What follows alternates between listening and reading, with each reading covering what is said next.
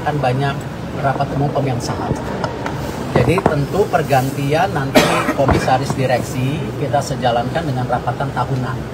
Ya, kita juga harus menjaga konsistensi dari tentu perusahaan itu masing-masing. Ya, karena masing-masing perusahaan itu juga kan banyak mendapatkan penugasan. Ya, di Bulog kemarin kita sedang fokus serap gabah, ada pergantian. Nah, tentu dengan kasus yang sedang didalami kejaksaan, kemarin saya meeting sama Pak Kejaksaan, ya Pak JA sebelum ke Magelang jam 11 malam itu, bagaimana tentu kita apresiasi yang dilakukan kejaksaan, kita hormati. Seperti dulu kita sama-sama kejaksaan, kasus Asabri, Jiwasraya, Garuda, kita berpartisipasi. Yang penting, kalau sama dulu juga yang Garuda, jangan sampai nanti ada kasus yang sama, akhirnya Garudanya bangkrut, tidak bisa terbang.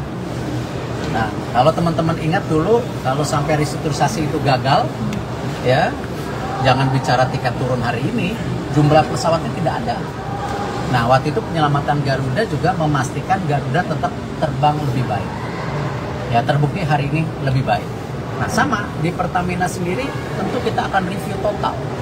Seperti apa nanti bisa perbaikan-perbaikan yang kita lakukan ke depannya. Ya, banyak yang bicara bagaimana peran SKK Migas, bagaimana peran Menteri SDM, bagaimana Menteri BUMN, bagaimana juga lain-lain. Nah, ini yang kita konsolidasikan, kita harus berikan solusi. Seperti yang Pak Presiden selalu bilang, antara menteri ini berkomunikasi. Dan insya Allah saya sama Pak Melil bisa kasih solusi. Ya, dan kita sama-sama petakan mana yang kita bisa lebih efisiensikan. Ya, ini ada holding, ada subholding. Seperti apa kita review. Ya, apakah ini mungkin ada 1-2 perusahaan yang harus dimergerkan supaya nanti antara kilang dan Patra Niaga tidak ada exchange penjualan, ya kita review, nggak apa-apa. Ini kan bagian dari improvisasi. Tetapi kalau kita lihat kondisi Pertamina keuangannya dulu dan sekarang itu jauh lebih baik, pelayanannya lebih baik. Nah, apakah ada kasus-kasus? Saya rasa sama. ASDP juga ada kasus. Ya, tapi jangan sampai persepsinya bahwa ketika ada oknum, ada individu, akhirnya seluruh korporasinya itu dibilang tidak baik. Kita harus jaga loh.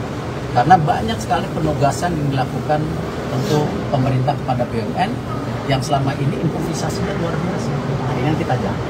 Pak, ini kan dengan ada dengan Pak Bahlil Pak untuk yang katanya untuk memaksimalkan hasil minyak mentah di dalam negeri akan ada pelarangan ekspor. Nanti kan kemarin sama Pak Bahlil itu sama Bu Menkyu, mungkin teman-teman media pernah ingat kita sudah mulai rapat RUPTL yang listrik. Ya, waktu itu ingat kan? Nah, sekarang kan kita juga Kementerian BUMN mengusulkan juga rencana untuk minyak dan gas. Karena supaya seperti listrik juga. Jadi prediksi 10-15 tahun lagi untuk investasi listrik tentu terbarukan bisa kita mulai dari sekarang. Karena kalau dulu misalnya investasi dengan power plant batu bara itu mungkin 4 tahun jadi.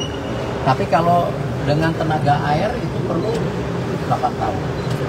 Tenaga nuklir saya nggak pengalaman, saya nggak bisa ngomong.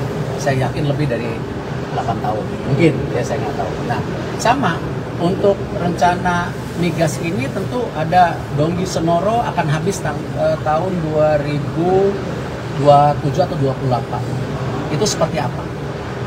Investasi Inpex yang sudah lama terbengkalai seperti apa? Ya, karena kenapa? Isunya nggak bisa sepotong-potong. Misalnya ini antara gas dan industri seperti apa? Nah, justru kenapa Bapak Presiden kemarin melakukan pertemuan kementerian di Magelang, atau kemarin gubernur dan wali kota bupati di Magelang, ini sama. Ini bagian konsolidasi. Dan kita harus apresiasi. Jadi ya, kalau ditanya apakah sudah bertemu dengan Pak Bahlil, ya sudah. Ini kita lagi dorong RUPTL di TikTok. Download Tribun X sekarang. Menghadirkan lokal menjadi Indonesia.